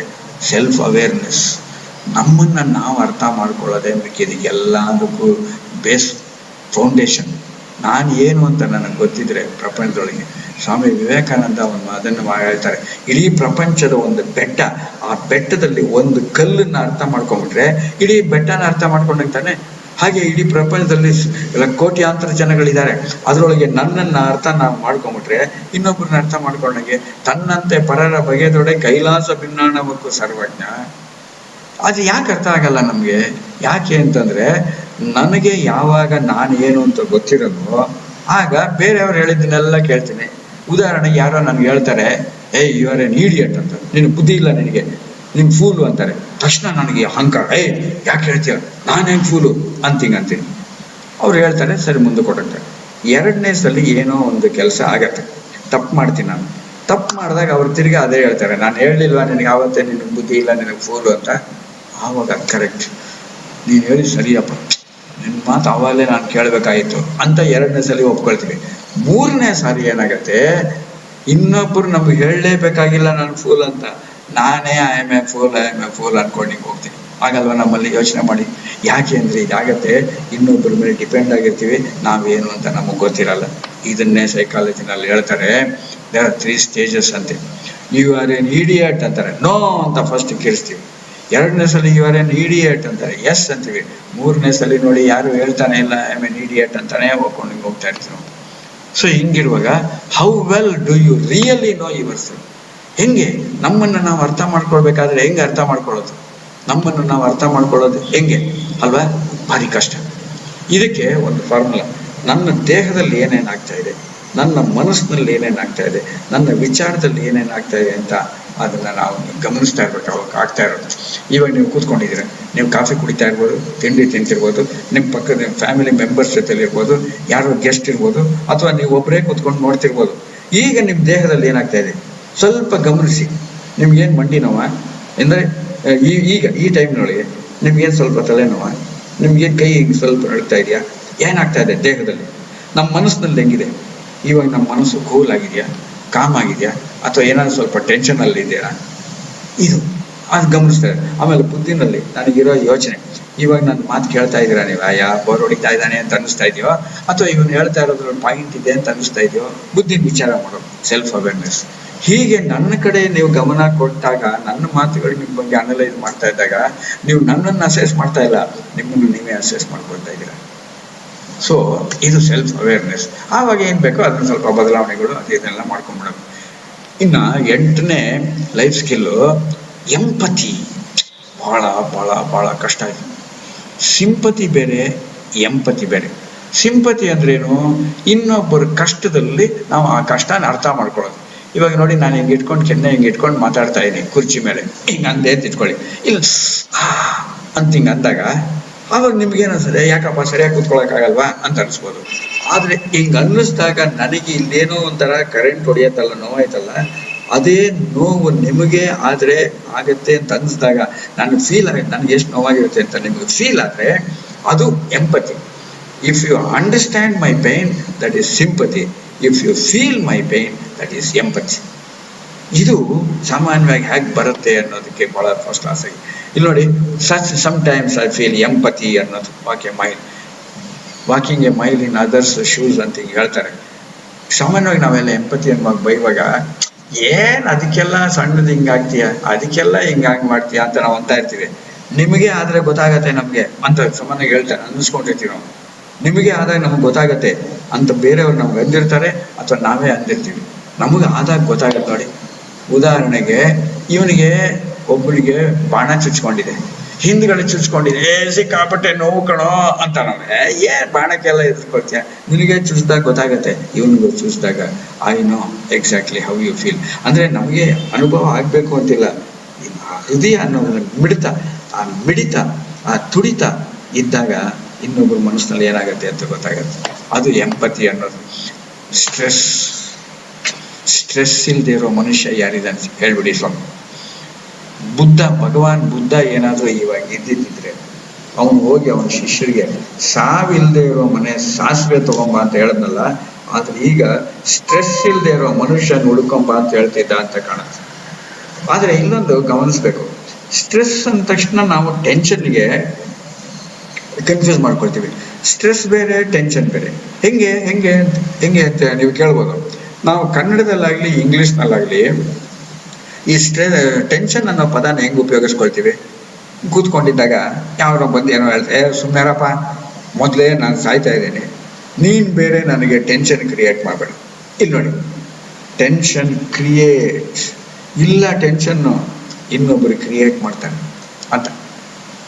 ಕೂಲಾಗಿರಿ, ಇನ್ನೊಂದ್ಸಲಿ ಹೇಳ್ತಾರೆ, ಆರಾಮಾಗಿರಿ, everything is going to be all right. Don't take tension. Tension ಅನ್ನೋದು ತಗೊಳ್ಳೋದು. ಯಾಕೆ ಟೆನ್ಷನ್ ತಗೋತೀರಾ ಅಂತಾರೆ. ಈ ಸಣ್ಣ ವಿಷಯಗಳಿಗೆ ಯಾಕೆ ಟೆನ್ಷನ್ ತಗೊಳ್ತೀರಾ ಅಂದ್ರೆ, ಟೆನ್ಷನ್ ಅನ್ನೋದಿಲ್ಲ, ನಾವೇ ಹೋಗಿ ತಗೊಳ್ಳೋದು. ಕೂಲಾಗಿರಿ, ಟೆನ್ಷನ್ ಮಾಡ್ಕೋಬೇಡಿ, ಎಲ್ಲ ಸರಿ ಹೋಗುತ್ತೆ. ಟೆನ್ಷನ್ ಅನ್ನೋದು ಮಾಡ್ಕೊಳ್ಳೋದು, ಟೆನ್ಷನ್ ಅನ್ನೋದು ತಗೊಳ್ಳೋದು, ಟೆನ್ಷನ್ ಅನ್ನೋದು ಕೊಡೋದು. ಆದ್ರೆ ಸ್ಟ್ರೆಸ್ ಅಂತಿದೆಯಲ್ಲ, ಅದಿರತ್ತೆ, ಈಗಾಗತ್ತೆ.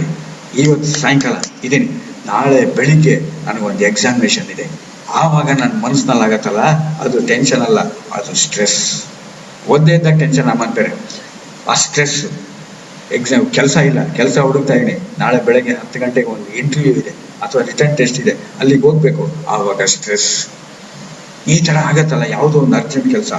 ಸ್ಟ್ರೆಸ್ ಅನ್ನೋದು ಬೆಳಗ್ಗೆ, ಅಯ್ಯೋ ಆಗ್ಲೇ 8 ಗಂಟೆ ಆಗೋಯ್ತು, ಬೇಗ ಇಷ್ಟೊತ್ತಿಗೆ ಅಲ್ಲಿ ಇರ್ಬೇಕಾಗಿತ್ತು, ಟ್ರೈನ್ ಹತ್ಬೇಕು, ಬೋರ್ಡ್ ಹತ್ಬೇಕು, ಮೆಟ್ರೋ ಹತ್ಬೇಕು ಅಂತ ಒದ್ದಾಡ್ತಾ ಇರ್ತೀವಲ್ಲ, ಅದು ಸ್ಟ್ರೆಸ್. ಸೊ ಈ ಸ್ಟ್ರೆಸ್ ಅನ್ನ ಕೋಪಿಂಗ್ ನೋಡಿ. ನೀವೆಲ್ಲ ಕನ್ನಡದಲ್ಲೇ ಕೇಳ್ತಾ ಇದ್ದೀರಾ, ನಾನು ಕನ್ನಡ ಮತ್ತು ಇಂಗ್ಲಿಷ್ ಎರಡು ಹೊಡಿತಾ ಇದ್ದೀನಿ, ಕನ್ನಡ ಜಾಸ್ತಿ.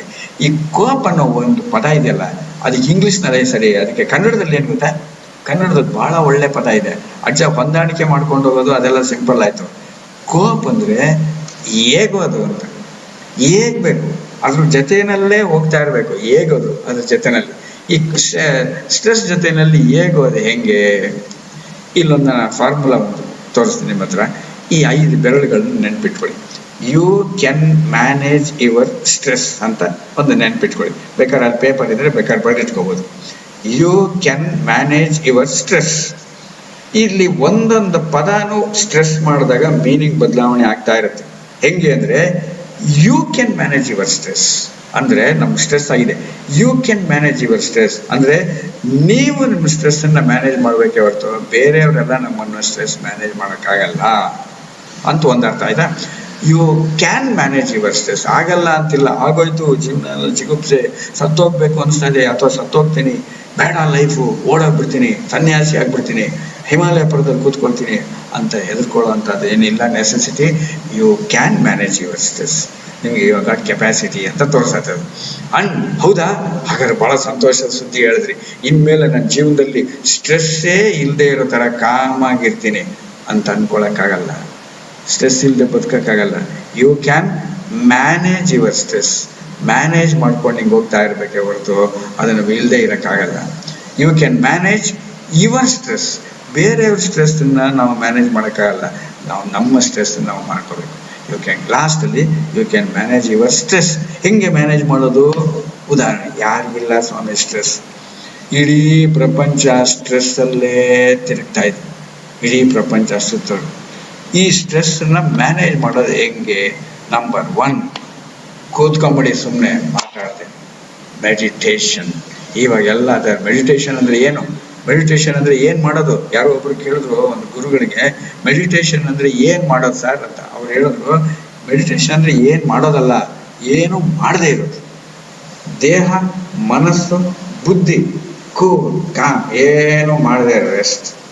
ಓಂ ಅಂತಾದರೂ ಹೇಳಿ, ಓಂ ಹೇಳ್ದೇ ಇರೋ ಪರ ಇಲ್ಲ, ಸುಮ್ಮನೆ ಕೂತ್ಕೊಂಡಿರೋದು ಒಂದು 5 ನಿಮಿಷ, 10 ನಿಮಿಷ, 15 ನಿಮಿಷ, 20 ನಿಮಿಷ. ಇದು ಪ್ರಾಕ್ಟೀಸ್ ಮಾಡ್ಕೋಬೇಕು. ಚಂಚಲಂ ಹಿ ಮನ ಕೃಷ್ಣ ಪ್ರಮಾತಿ ಬಲವದೃಢಂ ತಸ್ಯಾಹಂ ನಿಗ್ರಹಂ ಮನ್ಯೆ ವಾಯೋರಿವ ಸುದುಷ್ಕರಂ. ಮನಸ್ಸು ಅನ್ನೋದು ಸಿಕ್ಕಾಪಟ್ಟೆ ಚಂಚಲ ಕೃಷ್ಣ. ಅರ್ಜುನ ಕೃಷ್ಣಗೆ ಹೇಳ್ತಾರೆ, ಪ್ರಮಾತಿ ಬಲವದೃಢಂ, ಸುಮ್ಮನೆ ಮತ್ತಿಸ್ತಾ ಇರುತ್ತೆ, ಹಿಂಗೆ ಹಂಗೆ ಹಂಗೆ ಹೆಂಗೆ ಅಂತ. ಬಹಳ ಸ್ಟ್ರಾಂಗ್ ಇದು, ಬಲ ಬಹಳ ದೃಢ ಬೇಕು ಅಂತ ಹಠ ಮನಸ್ಸು. ಇದನ್ನ ತಸ್ಯಾಹಂ ನಿಗ್ರಹಂ ಮನ್ಯೆ, ಇಂಥ ಮನಸ್ಸನ್ನ ನಿಗ್ರಹಿಸೋದು, ರೆಗ್ಯುಲೇಟ್ ಮಾಡೋದು, ಮ್ಯಾನೇಜ್ ಮಾಡೋದು, ಕಂಟ್ರೋಲ್ ಮಾಡೋದು. ವಾಯೋರಿವ ಸುದುಷ್ಕರಂ, ಗಾಳಿ ಹಿಡಿದಷ್ಟೇ ಕಷ್ಟ. ಕರೆಕ್ಟ್ ಅಲ್ವಾ? ಈ ಮನಸ್ಸು ಇದರಿಂದ ಸ್ಟ್ರೆಸ್ ಕ್ರಿಯೇಟ್ ಆಗೋದು. ಕೃಷ್ಣ ಹೇಳ್ತಾನೆ ಅದಕ್ಕೆ ಆನ್ಸರು, ಅಸಂಶಯಂ ಮಹಾಬಾಹೋ ಮನೋ ದುರ್ನಿಗ್ರಹಂ ಚಲಂ. Yes, I agree with you Arjuna. It's very very very difficult to control the mind, but there are 2 ways. ಅಭ್ಯಾಸೇನದು ಕೌಂತೆಯ ವೈರಾಗ್ಯನ ಚಗುಷ್ಯತೆ. ರಿಪೀಟೆಡ್ ಪ್ರಾಕ್ಟೀಸ್ ಇಂದ ಅಭ್ಯಾಸ ಮಾಡ್ತಾ ಇರೋದ್ರಿಂದ, ಮತ್ತು ವೈರಾಗ್ಯ ಅಂದ್ರೆ ಅರ್ಥ ಎಲ್ಲ ಬಿಟ್ಟು ಹೋಗ್ಬೇಕು ಅಂತಲ್ಲ. ಇದು ನನಗೆ ಬೇಡ, ಯಾಕೆ ಅದಕ್ಕೆ ತಲೆಗೆ ಹಚ್ಕೊಳ್ಳೋದು? ಬಿಟ್ಬಿಡಿ, ಹೋಗ್ಲಿ ಬಿಡಿ ಅಂತ ಅನ್ಕೊಳ್ಳೋದೇ ವೈರಾಗ್ಯ. ಇದನ್ನ ರಿಪೀಟೆಡ್ ಪ್ರಾಕ್ಟೀಸ್ ಮತ್ತು ಆ ಆವಾಗ ಬಿಟ್ಬಿಡೋದು ಇರೋದೇ ಮಾಡ್ತಾ ಇರೋದು. ನಮ್ಮ ಮೊಬೈಲಲ್ಲಿ ನೀವು ಆವಾಗ ಕೂತ್ಕೊಂಡು ನೀವು ಫ್ರೀ ಆದಾಗೆಲ್ಲ ವಾಟ್ಸಪ್ನಲ್ಲಿ ಬರದೇ ಇರೋಂಥ ಬೇಡದೇ ಇರೋ ಮೆಸೇಜ್ಗಳೆಲ್ಲ ಡಿಲೀಟ್ ಮಾಡೋಲ್ವಾ? ಅದೇ ವೈರಾಗ್ಯ ಅನ್ನೋದು. ಯಾರ್ಯಾರ್ದೋ ನಂಬರ್ ಹಾಕೊಂಡಿರ್ತೀವಿ, ತಿಂಗಳಿಗೆ ಒಂದ್ಸಲ ಬೇಡದೇ ಇರೋದು, ಒಂದು ದಿವಸಕ್ಕೋಸ್ಕರ ಕಾಂಟ್ಯಾಕ್ಟ್ಗೆ ಅಂತ ಅವ್ರು ನಮ್ಗೆ ಸೇವ್ ಮಾಡ್ಕೊಂಡಿರ್ತೀವಿ, ತಿರ್ಗಾ ಬಿಟ್ಬಿಡೋದು. ಹಾಗೆ ಆವಾಗ ಈ ಬಾಡಿನೇ ಮೊಬೈಲು ಓಡಾಡ್ತಾ ಇರುತ್ತೆ, ಈ ಬಾಡಿನೂ ಓಡಾಡ್ತಾ ಇರುತ್ತೆ. ಇಲ್ಲಿ ಆವಾಗ ನಾವು ಇದನ್ನ ಫಾರ್ಮ್ಯಾಟ್ ಮಾಡ್ಕೊಳ್ತಾ ಇರಬೇಕು. ಸೊ ಮೆಡಿಟೇಷನ್ನಿಂದ ಅದು ಸಾಧ್ಯ. ಎರಡನೇದು ಹಾಬಿ. ನಮ್ಗೆ ಯಾವುದೋ ಒಂದು ಇಷ್ಟವಾದ ಹಾಬಿ, ಖುಷಿ ಕೊಡೋಂಥದ್ದು ಯಾವ್ದಾದ್ರು ಒಂದು ಕೆಲಸ ಹಂಚ್ಕೊಳ್ಳೋದು, ನಮ್ಗೆ ಸಂತೋಷ ಕೊಡುವಂಥದ್ದು ಯಾವ್ದು ಹಿಂಗೆ ಹೋಗ್ತಾ ಇರುತ್ತೆ. ನೇಚರ್, ಅದಕ್ಕೆ ಮುಂದೆ ತೋರಿಸ್ತೀನಿ. ಪ್ರಕೃತಿ ಜೊತೆಯಲ್ಲಿ ನಾವಿದ್ದಾಗ ಅದ್ರ ಮಜಾನೇ ಬೇರೆ. ಆಟೋಮ್ಯಾಟಿಕ್ಕಾಗಿ ಕೂಲಾಗಿ ಬಿಡ್ತೀವಿ. ಒಂದು ನದಿ ಹರಿತಾ ಇರೋ ನದಿ, ಉದಯಿಸ್ತಾ ಇರೋ ಸೂರ್ಯ ಅಥವಾ ಮುಳುಗ್ತಾ ಇರೋ ಸೂರ್ಯ, ಒಂದು ಬೆಳದಿಂಗಳ ರಾತ್ರಿ, ಒಂದು ಸಮುದ್ರದ ಅಲೆಗಳು, ಬರೀ ಗಾರ್ಡನ್ನು, ಇದ್ರ ಮುಂದೆ ಕೂತ್ಕೊಂಡು ಸುಮ್ಮನೆ ಅದನ್ನು ನೋಡ್ತಾ ನಿಧಾನ ಉಸಿರು ಬಿಟ್ರೆ ಆಟೋಮೆಟಿಕ್ಕಾಗಿ ಕೂಲ್ ಆಗಕ್ಕೆ ಸಾಧ್ಯ ಅಲ್ವಾ?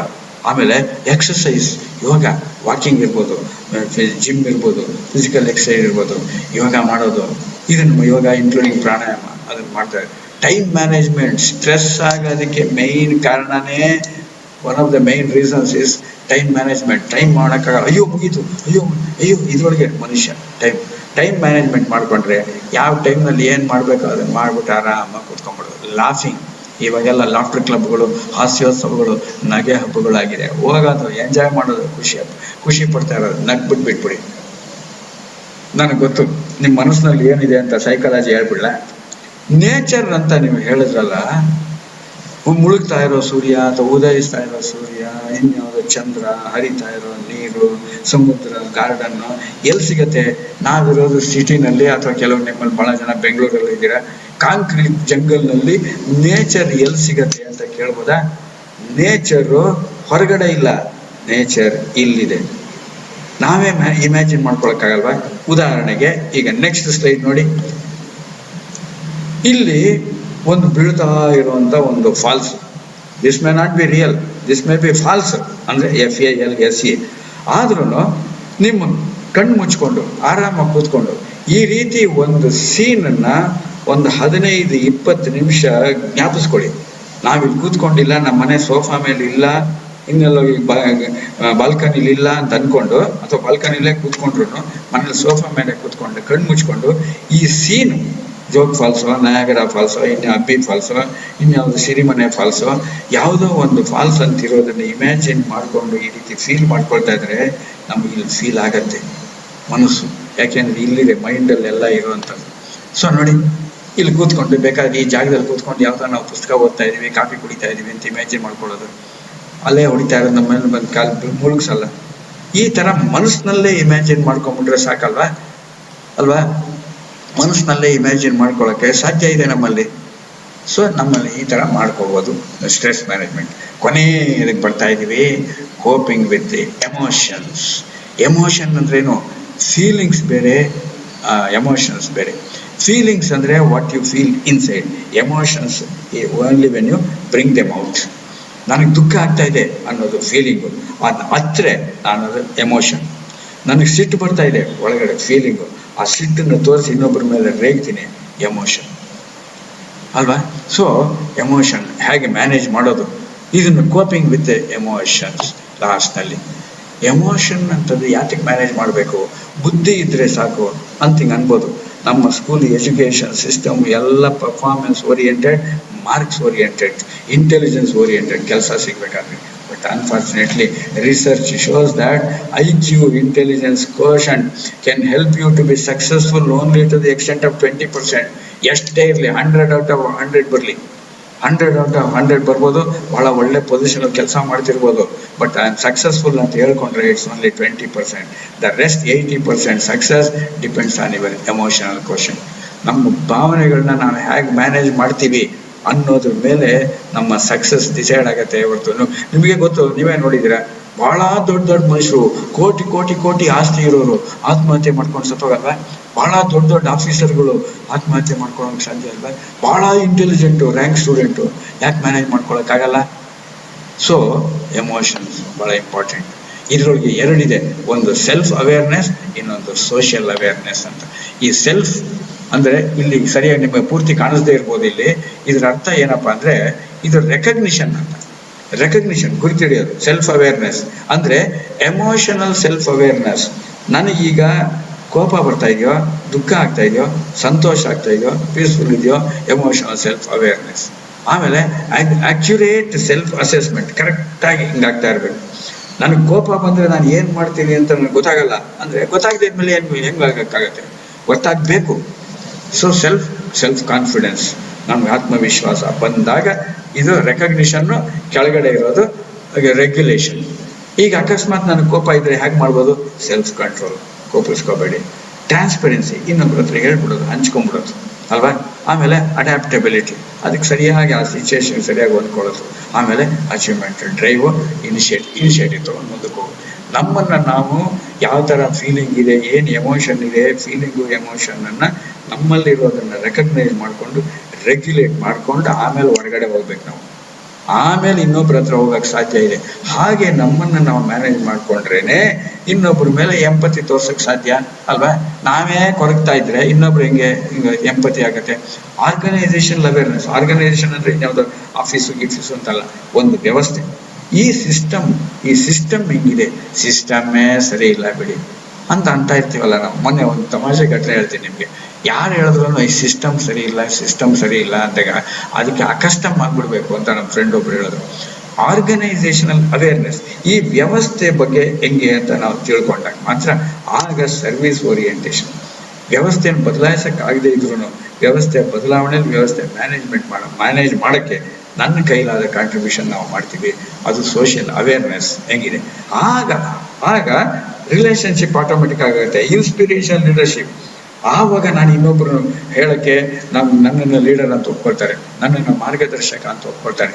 ಯದ್ ಆಚರತಿ ಶ್ರೇಷ್ಠ ತತ್ತದೇ ಇತರೋ ಜನ ಸ ಯತ್ ಪ್ರಮಾಣಂ ಕುರುತೆ ಲೋಕಸ್ತದ್ ಅನುವರ್ತತೆ. ಭಗವದ್ಗೀತೆಯಲ್ಲಿ ಯದಿ ಆಚರತಿ ಶ್ರೇಷ್ಠ, ಯಾರು ಈ ಥರ ಅಚೀವ್ಮೆಂಟ್ ಶ್ರೇಷ್ಠ ಅಂತ ಆಗಿರ್ತಾನೋ, ಯದಿ ಆಚರತಿ ಶ್ರೇಷ್ಠ, ಅವನು ಬರೀ ಉಪದೇಶ ಮಾಡೋನಲ್ಲ, ಅವನು ಆಚರಣೆ ಮಾಡೋನು. ಅವನನ್ನು ನೋಡಿಕೊಂಡು ಎದ್ದು ಆಚರತಿ ಶ್ರೇಷ್ಠ ತತ್ತದೇ ಇತರೋ ಜನ, ಇನ್ನು ಮಿಕ್ದವರು ಅವನನ್ನೇ ಫಾಲೋ ಮಾಡ್ತಾರೆ. ಸ ಯತ್ ಪ್ರಮಾಣಂ ಕುರುತೆ, ಅವನು ಯಾವುದನ್ನ ಪ್ರೂವ್ ಮಾಡಿ ಇದನ್ನು ಸಾಧಿಸಿ ತೋರಿಸ್ತಾನೋ ಲೋಕಸ್ತದ್ ಅನುವರ್ತತೆ, ಇಡೀ ಲೋಕ, ಇಡೀ ದೇಶ, ಇಡೀ ರಾಜ್ಯ, ಇಡೀ ಊರು ಅವನನ್ನು ಫಾಲೋ ಮಾಡುತ್ತೆ. ಅದು ಇನ್ಸ್ಪಿರೇಷನಲ್ ಲೀಡರ್ಶಿಪ್. ಅದು ಯಾವುದರಿಂದ ಬರುತ್ತೆ? Self awareness, self management and self social awareness ಇಂದ ಬರುತ್ತೆ. ಆಮೇಲೆ ಡೆವಲಪಿಂಗ್ ಅದರ್ಸ್, ಇನ್ನೊಬ್ಬರನ್ನು ಡೆವಲಪ್ ಮಾಡ್ತಾ ಇರೋದು, ಇನ್ನೊಬ್ಬರನ್ನ ಡೆವಲಪ್ ಮಾಡ್ತಾರೆ. ಇನ್ಫ್ಲೂಯೆನ್ಸ್, ಇನ್ನೊಬ್ಬರ ಮೇಲೆ ಪ್ರಭಾವ ಬಿದ್ದು ಇನ್ಸ್ಪಿರೇಷನ್ ಕೊಡ್ತಾ ಇರೋದು. ಬದಲಾವಣೆ, ಚೇಂಜ್ ಮ್ಯಾನೇಜ್ಮೆಂಟ್. ಏನೋ ಒಂದಾಗುತ್ತೆ, ಈ ರೀತಿ ಸರಿ ಇಲ್ಲ, ಬದಲಾವಣೆ ಜಗದ ನಿಯಮ. The only thing that is permanent in this world is change. ಆ ಚೇಂಜ್ಗೆ ಅಕ್ಸೆಪ್ಟ್ ಮಾಡ್ಕೊಳ್ಳೋದು ಹೆಂಗೆ? ಬಿಲ್ಡಿಂಗ್ ರಿಲೇಷನ್ಶಿಪ್, ಬಿಲ್ಡಿಂಗ್ ಬೈಂಡ್ಸ್, ಆ ಥರ ಬಿಲ್ಡಿಂಗ್ ಬಂಡ್ಸ್ ಹಿಂಗೆ ಮಾಡ್ತಾ ಇರೋದು. ಆಮೇಲೆ ಕಲ್ಲಿ ಇದು ಆಗ್ತಾ ಇರೋದು ರಿಲೇಷನ್ಶಿಪ್ ಮ್ಯಾನೇಜ್ಮೆಂಟ್. ಸೊ ಇದು 10 emotions, 10 habits of highly emotional intelligent people. ಕೊನೆಯದೊಂದು ಲಾಸ್ಟ್ ಫ್ಯೂ ಟಿಪ್ಸ್ ನಿಮಗೆ. ಇದು ಹ್ಯಾಬಿಟ್, ಈ ಪದ ದಯವಿಟ್ಟು ಅಬ್ಸರ್ವ್ ಮಾಡಬೇಕು. ಹ್ಯಾಬಿಟ್ ಅಂದ್ರೇನು? ಅಭ್ಯಾಸ, ಚಟ, ದುರಭ್ಯಾಸ, ದುಶ್ಚಟ ಅಂತೇನೋ ಅನ್ಬೋದು. Habit is nothing but what we repeatedly do. ಅದು ಹ್ಯಾಬಿಟ್. ಯಾವುದನ್ನ ಪದೇ ಪದೇ ನಾವು ಮಾಡ್ತೀವೋ, ಪದೇ ನೆನಪಾದೆ ಅಂತ ಹಾಡಿದ್ಯಲ್ಲ, ಹಂಗೆ ಪದೇ ನೆನಪಾದ್ರೇನೆ ಹಿಂಗಾಗ್ತಾರೆ. So what we repeatedly do is habit. ಒಂದ್ಸಲಿ ಹ್ಯಾಬಿಟ್ ಫಾರ್ಮ್ ಆದ್ರೆ ಇದನ್ನು ತಿರ್ಗಾ ರಿಮೂವ್ ಮಾಡೋದು ಬಹಳ ಕಷ್ಟ ಅಂತ ಹೇಳ್ತಾರೆ. HABIT. If you remove H, a bit remains. If you remove A, bit remains. If you remove B, it remains. ಆದ್ರಿಂದ ಹ್ಯಾಬಿಟ್ ಒಂದ್ಸರಿ ಅದನ್ನ ಪಾಸಿಟಿವ್ ಆಗಿ ಎಮೋಷನಲ್ ಇಂಟೆಲಿಜೆಂಟ್ ಮಾಡೋಕ್ಕೋಸ್ಕರ ಹೊಸ ಕಾನ್ಸೆಪ್ಟ್ ಬಂದಿದೆ ಈಗ. ಎಮೋಷನ್ ಬೇರೆ, ಇಂಟೆಲಿಜೆಂಟ್ ಬೇರೆ, ಅದೆರಡು ಮ್ಯಾನೇಜ್ ಮಾಡೋದು ಎಮೋಷನಲ್ ಇಂಟೆಲಿಜೆನ್ಸ್. ಕನ್ನಡದಲ್ಲಿ ಭಾವನಾತ್ಮಕ ಬುದ್ಧಿಶಕ್ತಿ ಅಂತಾರೆ. ಹೆಂಗೆ? Number one, talk about your feelings rather than accusing people or situations. ಅಂದ್ರೆ ಉದಾಹರಣೆ ಹೇಳಬೇಕು ಅಂದ್ರೆ, ನನಗೆ ಕೋಪ ಬಂದಿದೆ, ನನಗೆ ದುಃಖ ಆಗ್ತಾ ಇದೆ, ನನಗೆ ಹಿಂಗಾಗ್ತಾ ಇದೆ ಅಂತ ಹೇಳಬೇಕೇ ಹೊರತು ನಿಮ್ಮಿಂದ ನನಗೆ ಕೋಪ ಬಂತು, ನೀವೇ ನನಗೆ ಸಿಟ್ಟು ಮಾಡಿಸಿದ್ದು, ನೀವಿಂದ ನಾನು ಅಳ್ತಾ ಇದ್ದೀನಿ ಅಂತ ಹಿಂಗೆ ಹೇಳೋಕ್ಕಾಗಲ್ಲ. ಇನ್ನೊಬ್ಬರನ್ನ ದೂಷಿಸೋ ಬದಲು ನನಗೇನಾಗ್ತಾ ಇದೆ ಅಂತ ಅನ್ಕೊಂಡಾಗ ಕೆಲವು ಸಹಾಯ ಮಾಡ್ತಾರೆ, ಅದು ಎಮೋಷನ್. ಎರಡನೇದು ಡಿಸ್ಟಿಂಗ್ವಿಶ್. ಥಾಟ್ಸು ಮತ್ತು ಫೀಲಿಂಗ್ಸ್ಗೂ ವ್ಯತ್ಯಾಸ ಏನಿದೆ? ಸಾಮಾನ್ಯವಾಗಿ ನಮ್ಗೆ ಡಿಫ್ರೆನ್ಸ್ ಗೊತ್ತಾಗಲ್ಲ. ಥಾಟ್ಸ್ ಅನ್ನೋದು ಬುದ್ಧಿ ಮಟ್ಟದಲ್ಲಿ ಆಲೋಚನೆಗಳು ಬರುವಂಥದ್ದು, ಫೀಲಿಂಗ್ಸ್ ಅನ್ನೋದು ಹೃದಯದಲ್ಲಿ. ಅದೇ ಬೇರೆ, ಇದೇ ಬೇರೆ. ಹೆಂಗೆ ಅದೆರಡು ಬೇರೆ ಅನ್ನೋದನ್ನ ಗುರುತಿಸೋದು ಅದು ಭಾಳ important. Take responsibility for the actions taken. ನಾವು ಏನು ಮಾಡ್ತೀವೋ ಅದಕ್ಕೆ ನಾನು ರೆಸ್ಪಾನ್ಸಿಬಲ್. ನಮ್ಮಲ್ಲಿ ಭಾಳ ಜನಕ್ಕೆ ಒಂದು ಸಣ್ಣದು ತಮಾಷೆ ಘಟನೆ ಹೇಳ್ತೀನಿ. ಪ್ರತಿಯೊಂದು ಮನೆಯಲ್ಲೂ ಆಗಿರೋದು, ಒಂದು ಲೋಟ, ಒಂದು ಗ್ಲಾಸ್ ಇದೆ ನನ್ನ ಹತ್ರ. ಆ ಗ್ಲಾಸ್ ನೀರು ಕುಡಿತಾ ಇರ್ತೀನಿ ನಾನು. ಮನುಷ್ಯನ ಟೆಂಪ್ರೇಚರ್ ಹೆಂಗೆ ಅಂದರೆ 4-5 ಜನ ಕೂತಿರ್ತೀವಿ. ಹಿಂಗೆ ಕುಡಿತಾ ಇದ್ದಾಗ ಜಾರ್ ಬಿಟ್ಟು ಕೆಳಗೆ ಬಿದ್ದೋಗುತ್ತೆ. ಯಾರೋ ಒಬ್ರು ಬರ್ತಾರೆ, ಏನಾಯ್ತು ಅಂತಾರೆ. ಎಲ್ಲ ಗ್ಲಾಸ್ ಬಿದ್ದೋಯ್ತು. ದಯವಿಟ್ಟು ಅಬ್ಸರ್ವ್ ಮಾಡಿ, ಗ್ಲಾಸು ಬಿದ್ದೋಯ್ತು ಅಂತೀವಿ ಅಂದರೆ ನಂದೇನು ತಪ್ಪಿಲ್ಲ. ಅದೇ ರೀತಿ ಇನ್ನೊಬ್ರು ನೀವು ಗ್ಲಾಸ್ ಕುಡಿತಾ ಇರ್ತೀರಿ, ನೀವು ಗ್ಲಾಸ್ ಇಟ್ಕೊಂಡು ಕುಡಿತಾ ಇರ್ತೀರ. ಆವಾಗ ಟಳಾರ್ ಅಂತ ಗ್ಲಾಸ್ ಕೆಳಗೆ ಬಿದ್ದೋಗುತ್ತೆ. ಇನ್ನೊಬ್ರು ಬರ್ತಾರೆ, ಏನಾಯ್ತು ಅಂತ ಕೇಳ್ತಾರೆ. ಇವರು ಗ್ಲಾಸ್ ಬೀಳಿಸ್ಬಿಟ್ರು ಅಂದರೆ ನೀವು ಮಾಡುವಾಗ ಗ್ಲಾಸ್ ಬೀಳಿಸ್ಬಿಟ್ರಿ ನೀವು, ನನ್ನ ಕೈಯಿಂದ ಬಿದ್ದಾಗ ಗ್ಲಾಸ್ ಬಿದ್ದಾಯ್ತಾ? ಅದರಾಗದೇ ಬಿದ್ದೋಗ್ಬಿಡತ್ತಾ? ನಿಮ್ಮ ಕೈಲಿ ಯಾಕಾಗಲ್ಲ ಅಂದರೆ ಇನ್ನೊಬ್ರು ಮಾಡಿದ್ದ ತಪ್ಪು, ನಾನು ಮಾಡಿದ ಸರಿ. ಇದು ಹೋಗೋದು take responsibility for your actions taken by you. ಇದು ನಾನೇ ಮಾಡಿದೆ, ಎಸ್ ನಾನು ಇವಾಗ ಫೇಲ್ ಆಗಿದ್ದೀನಿ, ನಾನು ಓದಲಿಲ್ಲ, ಫೇಲ್ ಆಗಿದ್ದೀನಿ, ಕ್ವಶನ್ ಟಫ್ ಇತ್ತು, ಕಾಪಿ ಮಾಡೋಕ್ಕೆ ಚಾನ್ಸ್ ಕೊಡಲಿಲ್ಲ, ಇನ್ನು ಮೋಸ ಮಾಡಿದ್ರು, ಇನ್ಫ್ಲೂಯೆನ್ಸ್ ಮಾಡಿದ್ರು, ನನಗೆ ಪ್ರಮೋಷನ್ ಸಿಗಬೇಕು ಆಫೀಸ್ನಲ್ಲಿ, ಪ್ರಮೋಷನ್ ಕೊಡಲಿಲ್ಲ ಅಂತಂದರೆ ಇನ್ಯಾರೋ ಜಾತಿ ಇನ್ಫ್ಲೂಯೆನ್ಸ್ ಮಾಡ್ದ, ದುಡ್ಡು ಇನ್ಫ್ಲೂಯೆನ್ಸ್ ಮಾಡ್ದ ಅಂತ ಹಿಂಗೆ ಹೇಳೋ ಬದಲು ನಮ್ಮ ರೆಸ್ಪಾನ್ಸಿಬಿಲಿಟಿ, ಎಸ್ ನನಗೆ ಯೋಗ್ಯತೆ ಇರಲಿಲ್ಲ, ಕೊಡೋಕ್ಕಾಗಲಿಲ್ಲ, ಎಸ್. ಆಮೇಲೆ respect for other people's feeling. ನಮ್ಮಾಗೆ ಅವ್ರೂ ಅಂತ ಹಿಂಗೆ ಅನಿಸುತ್ತಲ್ಲ, ಅವ್ರಿಗೂ ಅದೇ ಥರ ದುಃಖ ಆಗತ್ತೆ, ಅವ್ರಿಗೂ ಹಿಂಗಾಗತ್ತೆ. Harness feelings of others to help them to make decisions.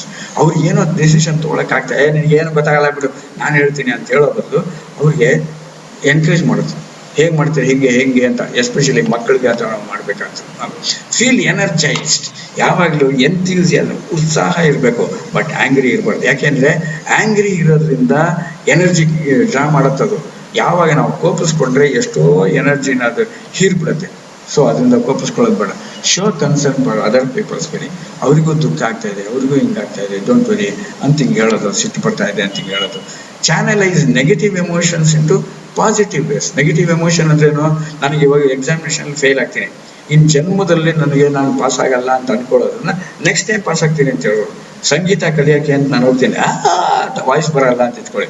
ಆವಾಗ ಸಂಗೀತ ಕಲಿಯೋಕೆ ಬರಲ್ಲ, ನನ್ನ ಲೈಫ್ನಲ್ಲಿ ನಾನು ಸಂಗೀತಗಾರ ಆಗಲ್ಲ ಅಂತ ಅನ್ನೋ ಬದಲು, ನಾನು ಹಾಡು ಹೇಳೋಕ್ಕಾಗಲಿಲ್ಲ, ವಾಯ್ಸ್ ಸರಿ ಇಲ್ಲ ಅಂತಂದರೆ ಇನ್ಸ್ಟ್ರೂಮೆಂಟ್ ಕಲಿಬೋದು, ಅಥವಾ ಇನ್ನು ಪ್ರಾಕ್ಟೀಸ್ ಮಾಡ್ಕೊಂಡು ಹಿಂಗೆ ಮಾಡ್ಬೋದು. Positive negative emotion in positive base.